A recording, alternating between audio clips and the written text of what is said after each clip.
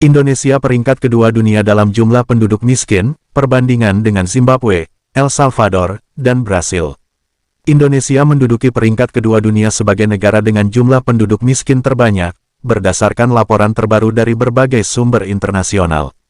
Di atas Indonesia, Zimbabwe menempati posisi pertama, sementara El Salvador dan Brasil berada di bawahnya.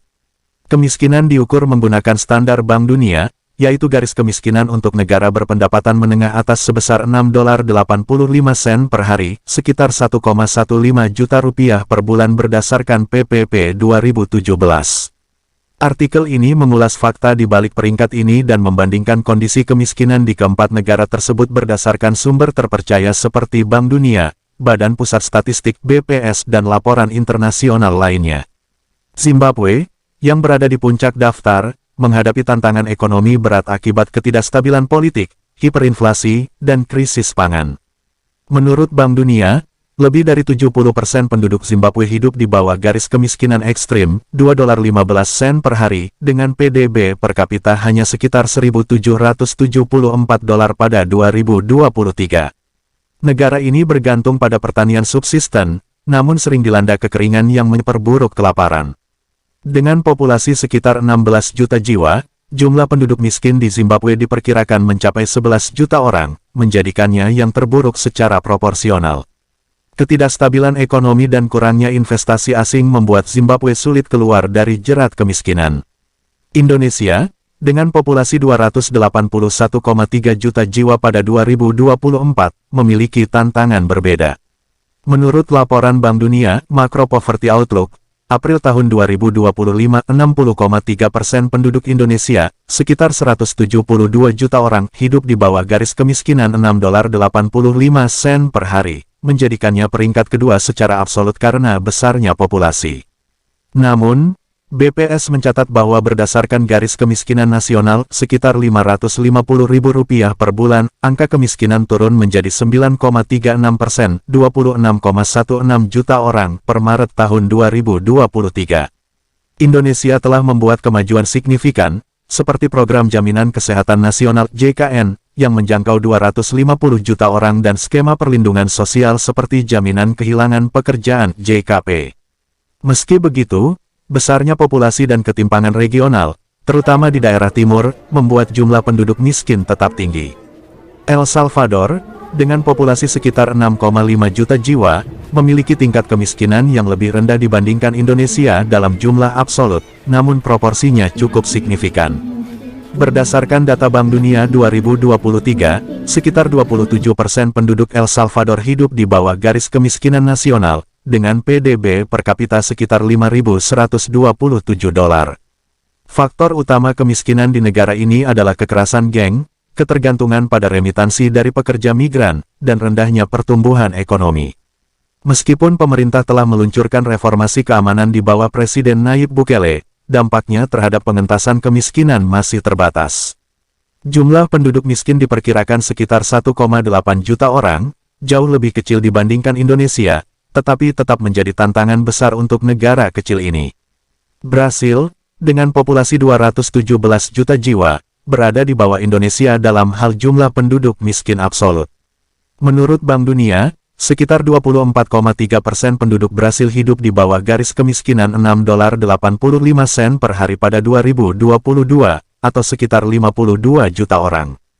Brasil memiliki PDB per kapita lebih tinggi, sekitar $8.918 pada 2023, namun ketimpangan ekonomi yang ekstrim, terutama di wilayah utara dan timur laut, memperburuk kemiskinan.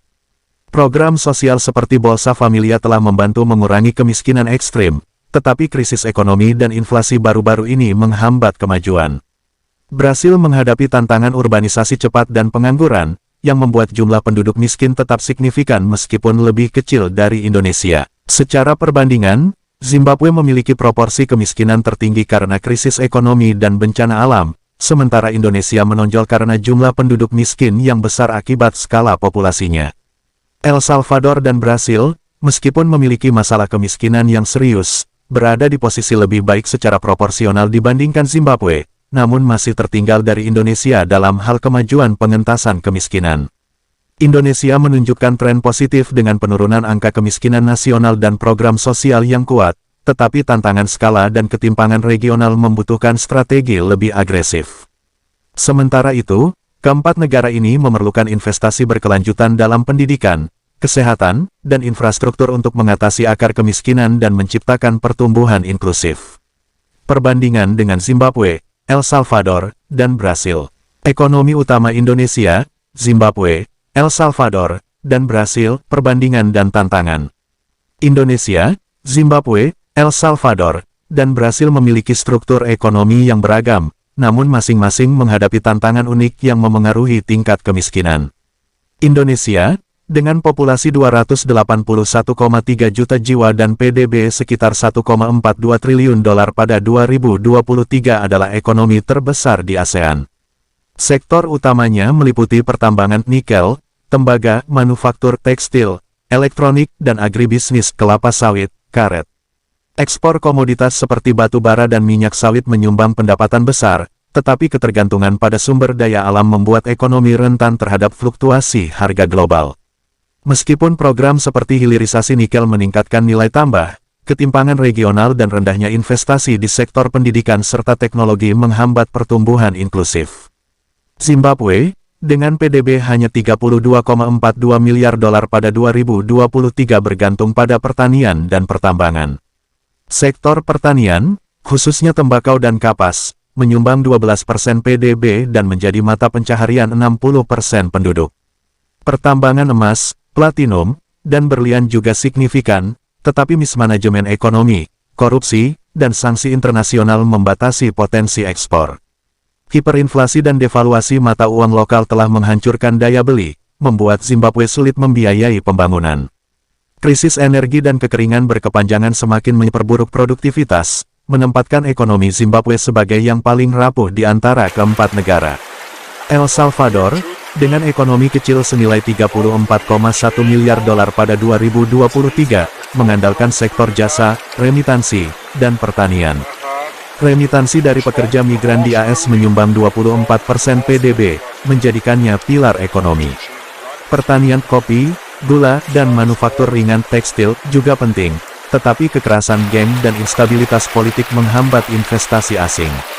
Upaya Presiden Nayib Bukele untuk menjadikan Bitcoin sebagai alat pembayaran resmi sejak 2021 belum memberikan dampak ekonomi signifikan. Dengan populasi 6,5 juta jiwa, skala ekonomi El Salvador terbatas, dan ketergantungan pada remitansi membuatnya rentan terhadap guncangan eksternal. Brasil, dengan PDB 2,13 triliun dolar pada 2023, adalah ekonomi terbesar di Amerika Latin. Sektor utamanya mencakup agribisnis kedelai, daging sapi, kopi, pertambangan biji besi, emas dan manufaktur otomotif, pesawat terbang. Brasil adalah eksportir komoditas terkemuka, tetapi ketimpangan ekonomi dan birokrasi yang rumit menghambat pertumbuhan. Sektor jasa, termasuk keuangan dan pariwisata, menyumbang lebih dari 60% PDB. Meskipun memiliki sumber daya alam yang melimpah, Brasil menghadapi tantangan seperti deforestasi Amazon dan inflasi, yang memengaruhi stabilitas ekonomi. Dibandingkan ketiga negara lain, Brasil memiliki diversifikasi ekonomi yang lebih baik, tetapi kemiskinan tetap tinggi karena distribusi pendapatan yang tidak merata. Terima kasih sudah mampir ke channel kami. Jangan lupa like, komen, dan subscribe ya. Semoga bermanfaat.